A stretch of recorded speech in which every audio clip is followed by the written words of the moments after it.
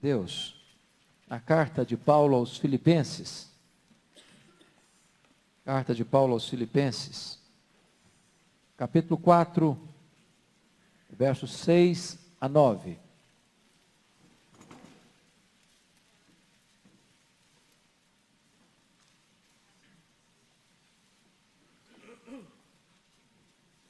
Filipenses 4, 6 a 9.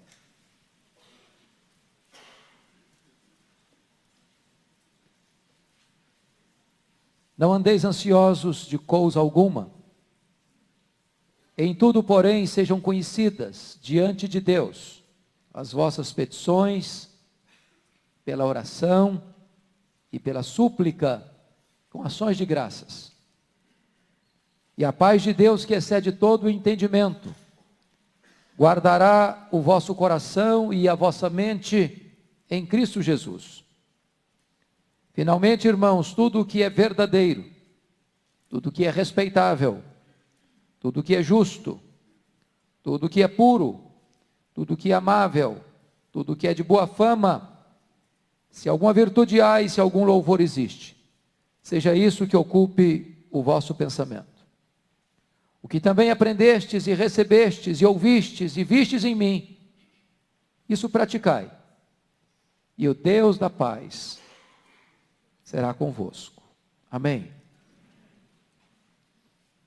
Eu quero conversar um pouco com você nesta manhã sobre um assunto que, penso eu, é familiar a todos nós. Quero tratar sobre ansiedade. E eu estou seguro disso, você sabe o que é isso. Você conhece alguém ansioso. Você se vê no espelho todos os dias.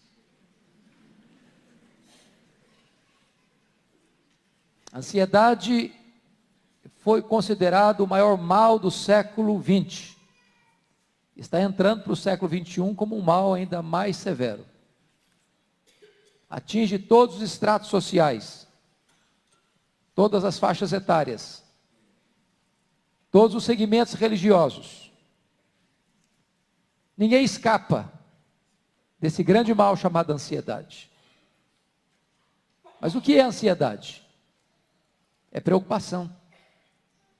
Ansiedade é você antecipar os problemas e sofrer por eles hoje, quando eles ainda nem chegaram. Ansiedade é algo que rasga você ao meio, estrangula você. Esse é o significado da palavra.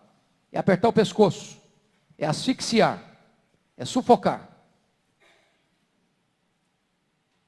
O que é que produz ansiedade? Esta carta foi escrita para lidar com esse problema. E a primeira fonte geradora de ansiedade está no capítulo 1 desta carta, que são as circunstâncias que fogem ao nosso controle. Acho que muitos de vocês ou já viveram, ou estão vivendo, ou talvez viverão situações tão difíceis, tão complicadas, tão adversas, que isso produz ansiedade. É um problema financeiro grave, é o desemprego, numa época de recessão, é a vida emocional que precisa ser resolvida, é uma enfermidade que bate à porta da família, e muitas vezes drena as forças, arrancando o vício da vida, mostrando a carranca da morte. É um relacionamento conjugal, estável, que de repente se fragiliza. É uma separação amarga. É um divórcio doloroso. É um luto traumático. É uma amizade rompida. É uma decepção com alguém. Eu não sei que tipo de circunstância hoje encurrala a sua vida, mas isso certamente produz ansiedade. Paulo, no capítulo 1, revela como ele sonhara chegar em Roma, chega sim, mas algemado, chega preso. E se ele não tivesse muito cuidado, aquela circunstância adversa poderia ter tirado dele a alegria, tirado dele a paz, tirado dele a serenidade espiritual. Mas ele olhou para a circunstância na perspectiva da soberania de Deus. E disse: eu quero que vocês entendam isso. As coisas que me aconteceram contribuíram foi para o progresso do Evangelho. Mesmo na situação mais adversa da minha vida, Deus estava no controle e Deus cumpriu uma agenda positiva para o seu reino. A segunda coisa que pode gerar ansiedade no seu coração está no capítulo 2, são os relacionamentos machucados e feridos. Nada gera mais angústia na sua alma do que um relacionamento estável, bonito, harmonioso, saudável, que se estressa. Alguém que devia caminhar com você, caminha contra você. Alguém que devia estar do seu lado, está contra você. Alguém que devia encorajar você, critica você, esmaga você. E se você perceber, naquela igreja havia tensões de relacionamento. Até as líderes femininas da igreja estavam em crise. Paulo diz: roga a Evódia, roga a Sintique, pensem concordemente no Senhor. Paulo diz no capítulo 2 que havia dentro daquela igreja partidarismo, grupos. Havia dentro daquela igreja gente que buscava os holofotes. Havia dentro daquela igreja pessoas que só pensavam nelas mesmas. E certamente, irmãos, essa dificuldade do relacionamento gera angústia, gera estresse, gera ansiedade no coração. Assim estava aquela igreja. Eu não sei como é que está você hoje, mas talvez você está meio estressado com alguém. Talvez você já parou de conversar com alguém. Talvez você olha para alguém assim e corta a volta. Talvez você está nutrindo alguma ponta de mágoa, de ressentimento por alguém. Isso azeda a alma. Isso aflige o coração. Isso rouba a sua paz. Isso produz em você ansiedade. Terceira coisa que Paulo menciona como fonte geradora de ansiedade nesta carta, está no capítulo 3, é a preocupação exagerada com coisas materiais. Dinheiro. E eu sei que vocês não se preocupam com dinheiro. Eu sei que vocês nem perdem noite de sono por causa de dinheiro. Eu sei que isso não tira a energia de vocês. Mas tem gente que fica tão preocupado com o dinheiro, que faz do dinheiro o seu Deus. Que só se preocupam com coisas materiais. E certamente numa época em que a nação brasileira atravessa uma crise econômica severa, numa época em que nós temos mais de 11 milhões de brasileiros desempregados, numa época em que todas as cidades do Brasil, sejam elas grandes ou pequenas, aqueles comerciantes fecham suas portas. Eu estive recentemente no Vale do Aço, na igreja em que nós estávamos visitando. O pastor me disse: pastor, só na nossa rua aqui, 24 lojas foram fechadas. Eu estive essa semana passada em Caruaru, no Pernambuco. E o pastor me dizendo que o comércio da cidade está totalmente abalado.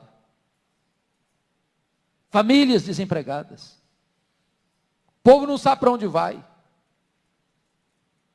Pessoas que saem da universidade com o canudo na mão, mas não têm emprego. Pessoas que na hora mais necessária da vida, a família fica desamparada, porque não tem emprego, não tem, acha o trabalho. Isso produz ansiedade.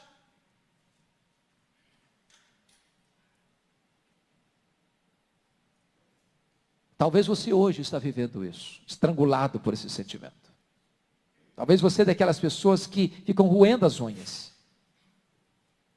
E eu quero dizer para você hoje, em nome de Jesus, que a ansiedade, ela é inútil. Totalmente inútil. Porque por mais ansioso que você esteja, você não pode acrescentar um côvado à sua existência. A ansiedade vai prejudicar você. Porque a ansiedade é quando você pega um problema que talvez aconteça amanhã e traz esse problema para hoje e sofre por ele antecipadamente. Isso adoece você. Isso tira o seu sono, isso tira a sua paz, tira o seu apetite, ou dá mais apetite. Isso vai sugando as suas energias.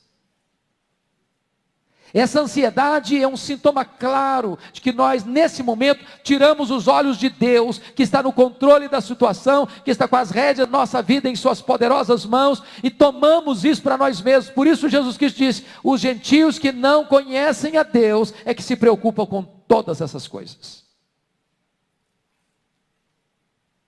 Quando eu fico ansioso, eu estou dizendo o seguinte: eu não acredito que Deus é suficientemente poderoso ou suficientemente bom para cuidar da minha vida. É por isso que Paulo, ao encerrar esta carta, trata desta matéria conosco. E ele diz assim: não andeis ansiosos, não de algumas coisas, mas de coisa alguma.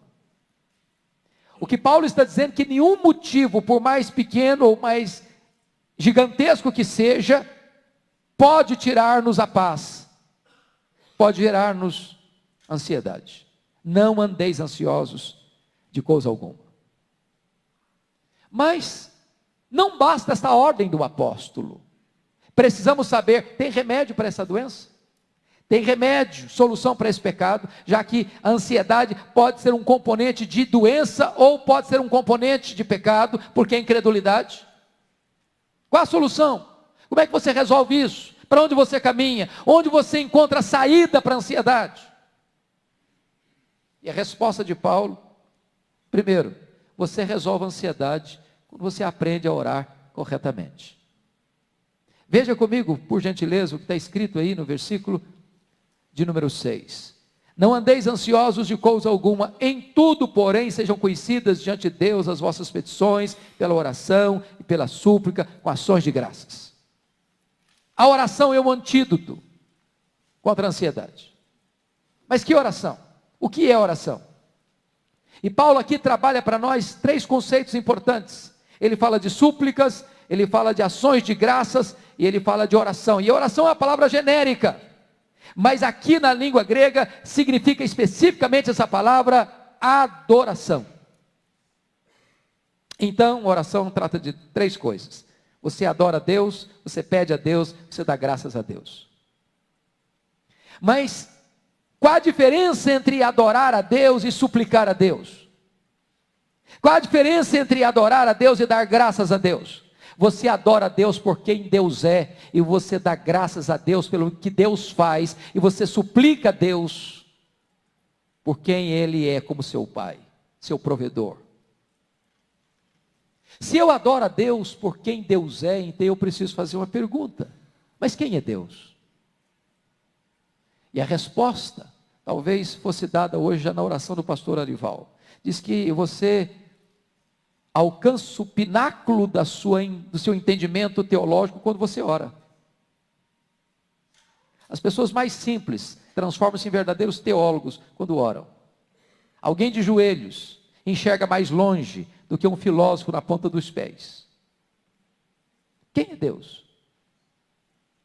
Vamos pensar um pouquinho em Deus. Nós aprendemos na teologia que Deus tem atributos que só Ele tem e atributos que Ele partilha conosco.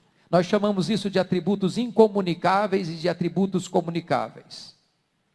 Por exemplo, Deus é imenso, Deus é infinito, Deus é eterno, Deus é imutável, Deus é onipotente, Deus é onipresente, Deus é onisciente, Deus é transcendente, Deus é transcendente, Deus é soberano. Nenhum ser, nem anjo, nem homem tem esses atributos, só Deus os tem. Quão grande é o seu Deus, quão majestoso é o seu Deus, quão poderoso é o seu Deus, quão presente o seu Deus está na sua vida, quanto Ele conhece da sua vida, quão comprometido Ele está em cuidar de você, em amar você, em sustentar você, em perdoar você, em salvar você, em prover sustento para você. Quão grande é o seu Deus. Quando você para pensar que quando você adora a Deus, você está trazendo à sua memória quão grande e majestoso é o seu Deus, isso já é um antídoto contra a ansiedade. Quando você pensa nas grandes obras de Deus, como Ele do nada criou o universo, Sem matéria pré-existente, Ele trouxe à existência tudo que existe, porque o universo não é originado espontaneamente, o universo não é uma produção de uma explosão cósmica, o universo não é o resultado de uma evolução de milhões e milhões de anos, o universo foi criado pela palavra do seu poder. E até hoje, nem você, nem eu, nem nenhum cientista sabe qual é a grandeza total do universo que Deus criou. Tão grande, tão vasto, tão sublime, tão fantástico. Esse Deus que trouxe a existência do universo, Ele é suficientemente poderoso para cuidar da sua vida. Esse Deus que você chama de Pai, Pai de toda consolação, é suficientemente bom para cuidar da sua vida. Não andeis ansiosos. Quando você adora a Deus, a ansiedade vai embora. Quão grande é o seu Deus? Talvez a melhor maneira de você entender isso é usando uma ilustração muito simples. Um dia um menino, seus 4, 5 anos, é a pergunta dos porquês, por que isso, por que aquilo outro, e os meninos parece que nessa idade se transformam em interrogadores por excelência. E um menino caminhava com seu pai, mãos dadas com ele, rua fora, quando o menino faz uma pergunta para o pai que deixa o pai embaraçado, deixa o pai perplexo, sem resposta imediata. E o menino perguntou assim: papai, qual é o tamanho de Deus? Você tem resposta para isso? Para uma criança de 4 anos? Você consegue explicar para um menino de 4 anos uma pergunta tão filosófica, tão teológica, tão complexa? A atitude do pai foi se calar, em silêncio, pensando. Daqui a pouco, entretanto, esse pai olha e vê um avião lá nas alturas, com suas turbinas roncando. E o pai disse para o menino assim: meu filho, vem cá, dá uma olhadinha para cima. Você está vendo aquele avião? Estou vendo, papai. O pai perguntou: qual é o tamanho daquele avião, filho? E o menino respondeu: ah, papai, ele é muito pequeno. Estava muito longe, muito alto. O pai percebeu a resposta do menino, pegou o menino, levou para o aeroporto. Tinha um jumbão de mais de 400 passageiros, estacionado no pátio. O pai chegou bem perto e perguntou: filho, você está vendo esse avião? Estou vendo, papai. Qual é o tamanho desse avião, filho? Ah, papai, esse é grande, esse é muito grande. E o pai então respondeu para o filho: meu filho, deixa eu explicar uma coisa para você. Você me perguntou qual o tamanho de Deus, então deixa eu explicar para você. Quando você está longe de Deus, meu filho, Deus parece pequeno para você. Mas quando você está perto de Deus, meu filho, Deus é grande para você. Aqueles que não adoram a Deus, olham para Deus como um avião muito longe, está pequeno, é impotente, é incapaz. Mas você que conhece a Deus, que adora a Deus, que busca Deus, que conhece a intimidade de Deus, que sabe os atributos de Deus, que se gloria nas obras de Deus, Deus é grande para você, grande.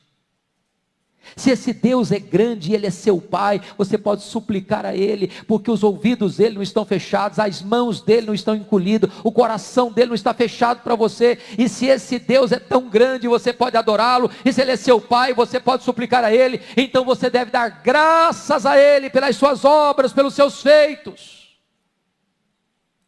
Quando você ora corretamente, você está se vacinando contra a ansiedade. Esse é o primeiro remédio. Qual o resultado disso? Paulo responde no versículo 7: e a paz de Deus, que excede todo entendimento, guardará o vosso coração e a vossa mente em Cristo Jesus. Sabe por que guarda o coração e a mente? Porque a ansiedade é um entendimento errado e um sentimento errado. E notem vocês que essa palavra guardar aí, na língua original, traz a ideia de montar guarda, montar sentinela, montar uma muralha de proteção ao redor da sua cabeça e ao redor do seu coração, para que quando a ansiedade quiser entrar, você terá uma cerca de proteção na sua cabeça e no seu coração, e a ansiedade não poderá dominar a sua vida. Ao contrário, a paz de Deus, não uma paz qualquer, mas a paz que excede todo entendimento. Por que isso? Porque a paz de Deus, irmãos, não é ausência de problema. A paz de Deus não é apenas presença de coisas boas. A paz de Deus, ela pode ser experimentada no meio do vale, no meio da tempestade, na crise mais aguda da vida, quando as lágrimas banham o nosso rosto, quando as dores latejam em nosso corpo, quando as aflições açoitam a nossa alma. Mesmo nessas circunstâncias mais adversas, você pode experimentar esta paz, a paz de Deus. É por isso que ela excede todo o entendimento. Então o primeiro remédio é esse: orar corretamente. Segundo remédio que Paulo diz que pode resolver o problema da ansiedade na nossa vida é pensar corretamente. Olha o versículo 8 comigo. Você pode ler comigo, toda a igreja? Finalmente, irmãos, tudo que é verdadeiro, tudo que é respeitável, tudo que é justo, tudo que é puro, tudo que é amável, tudo que é de boa fama, se alguma virtude há, se algum louvor existe, seja isso que ocupe o vosso pensamento. Notem isso, irmãos. A nossa vida, ela é feita daquilo que nós sentimos, daquilo que nós fazemos, daquilo que nós pensamos. Pense em ansiedade. Pense em ansiedade comigo. Quando alguém está ansioso, nós estamos falando de sentimento. Sentimento. Não estou bem, estou mal, estou estressado, estou angustiado, estou aflito, não consigo dormir, não consigo comer, tem taquicardia, tem um nó na garganta, tem uma pressão no peito. E aí eu vou procurar alguém para me ajudar, e a primeira coisa que a pessoa olha é para o meu sentimento. Talvez me dê um remedinho para me aliviar a carga, me dê um ansiolíticozinho para eu dormir um pouquinho, para dar uma relaxada. Mas o que ele fez? Tratou de quê? Do sintoma. Mas não tratou de quê? Da causa. Não adianta tomar Novalgina se você tem uma infecção. E também não adianta tomar antibiótico se você precisa de uma cirurgia. Então, por que eu sinto o que eu sinto? Porque eu faço o que eu faço. O que gera o sentimento é o comportamento. Se você está fazendo coisa errada, pode ter certeza que você vai se sentir mal mesmo. E se você estiver fazendo coisa errada e não sentir mais mal, piorou a situação. Piorou a situação. Porque agora você está começando a cauterizar a sua consciência. Mas eu também não posso lidar com um paciente, eu não posso lidar com o meu problema apenas na área comportamental. Não posso. Sabem por quê? Porque eu preciso fazer uma pergunta. Por que é que eu faço o que eu faço? E a resposta dessa pergunta é: eu faço o que eu faço porque eu penso o que eu penso. O que gera o comportamento é o pensamento. E o que significa isso? Quais são seus princípios? Quais são seus valores? O que é que governa a sua vida? Quais são as verdades que norteiam o seu comportamento? Em outras palavras, meus amados irmãos, não adianta eu tentar construir uma casa pelo telhado, eu preciso começar a construir a casa pelo fundamento. Eu não vou resolver o problema da ansiedade tomando apenas um comprimidinho para dormir. Eu não vou resolver o problema da ansiedade apenas com o meu comportamento A ou B. Eu vou resolver o meu problema da ansiedade quando eu mudo os meus valores, os meus princípios, os meus conceitos. E alimento a minha mente.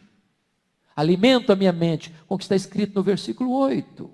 Finalmente, tudo que é verdadeiro. Então, ponha na sua cabeça o que é verdadeiro. Tudo que é respeitável, não ponha coisa suja na sua cabeça. Tudo que é justo, não ponha coisa injusta na sua cabeça. Tudo que é puro, não alimente a sua mente com sujeira. Tudo que é amável, não alimente a sua mente com coisa que é ruim, que detrata, que machuca, que fere as pessoas. Tudo que é de boa fama, não ponha na sua mente aquilo que é de má fama. Se alguma virtude há, se algum louvor existe, seja isso que ocupe o vosso pensamento. Alguém já disse que você não pode impedir que um passarinho voe sobre a sua cabeça, mas você pode impedir que ele faça ninho na sua cabeça. Mark Lloyd Jones, quando escreveu talvez o melhor livro sobre batalha espiritual que pelo menos eu conheço em língua portuguesa, O Combate Cristão, que é uma exposição de Efésios 6, ele fala daquilo que se chama de dardos inflamados do maligno. E ele diz que dardos inflamados do maligno é quando vem na sua mente um pensamento que não é seu, que você não gosta, que você não quer, que você não crê, que você não aceita, coisa que está na contramão dos seus valores morais, ou vocês nunca foram flagrados por um pensamento maluco. Ou vocês já não pensaram coisas que vocês tiveram vergonha de pensar. Ou já não passou pela sua cabeça coisas que você não teria coragem de contar para um amigo mais íntimo. São dardos inflamados do maligno. Em outras palavras, não pegue essas coisas para puxá-las para você, para nutri-las no seu coração. Não alimente a sua mente com coisa ruim. Agora, se você não quer alimentar a sua mente com coisa ruim, veja o que você está vendo, veja o que você está ouvindo, note onde você está andando, onde você está indo, porque essas coisas vão alimentar a sua mente, porque aquilo que entra pelos seus olhos, que entra pelos seus ouvidos, que entra pelos seus sentidos, vão se alojando na sua mente, vão se introduzindo na sua mente, e você vai ser um produto daquilo que está na sua mente. Então você quer sair da ansiedade? Primeiro, ore corretamente. Segundo, pense corretamente. Terceiro e último lugar, como é que você resolve o problema da ansiedade? Primeiro, quando você ora corretamente. Segundo, quando você pensa corretamente. Terceiro, quando você age corretamente. Olha o versículo 9.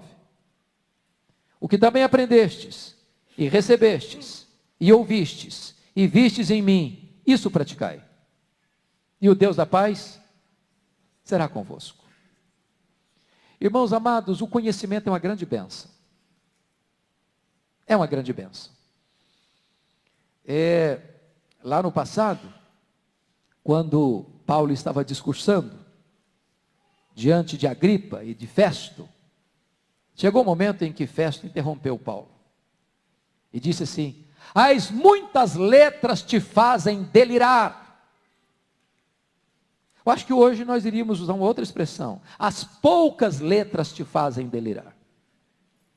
Tem muita gente que delira, não é porque conhece muito, é porque conhece quase nada, ou nada. Agora Paulo está dizendo o seguinte: não basta você saber.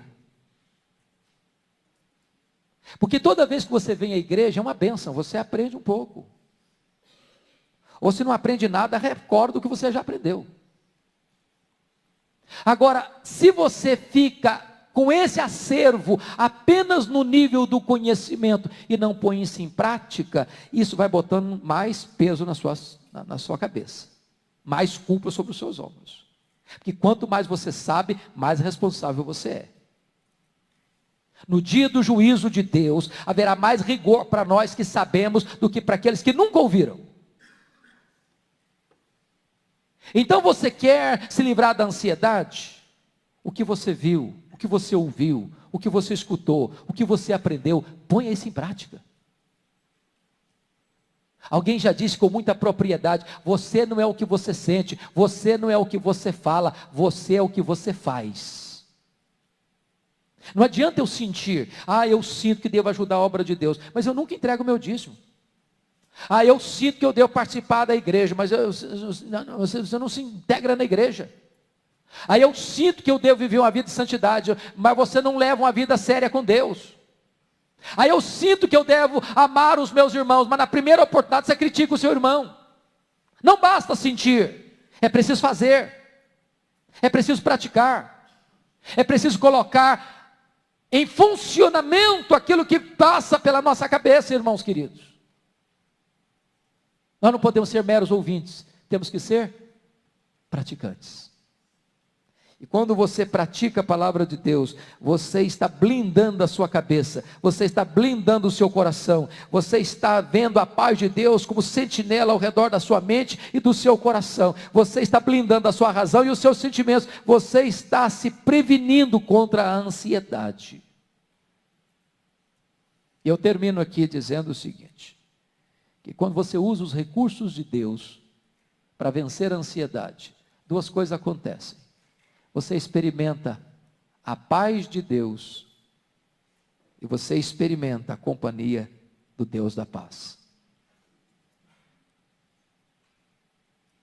Há uma diferença muito grande entre paz com Deus e paz de Deus. Se você é crente, verdadeiramente crente, salvo, você tem a paz com Deus. Isso não é sentimento, isso é relacionamento. Significa que você agora foi reconciliado com Deus. E você está vivendo uma vida certa com Deus, do ponto de vista da justificação. Não pesa mais condenação sobre você. Mas paz de Deus é relacionamento e intimidade. Nem todos os crentes que têm paz com Deus estão experimentando a paz de Deus. Paz de Deus você experimenta quando nas turbulências da vida, com problemas, com pessoas, com coisas, você põe diante de Deus a sua adoração, a sua súplica e as suas ações de graças. Então a paz de Deus vem fazer uma muralha ao redor da sua cabeça e do seu coração. Mas quando você experimenta a paz de Deus, mais do que isso, você tem a companhia do Deus da paz.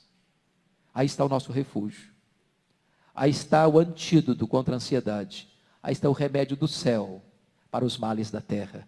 Aí está a resposta de Deus para o nosso coração, tantas vezes assaltado pela ansiedade.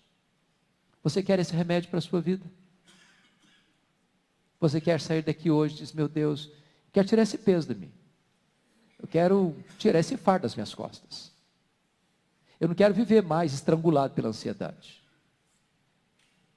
O futuro te pertence e tu estás lá no futuro.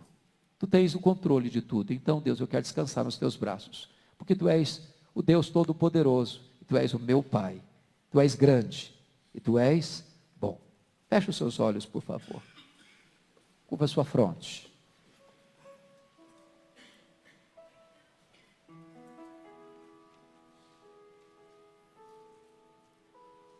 O que é que está afligindo hoje o seu coração? Que circunstância tem tirado o seu sono,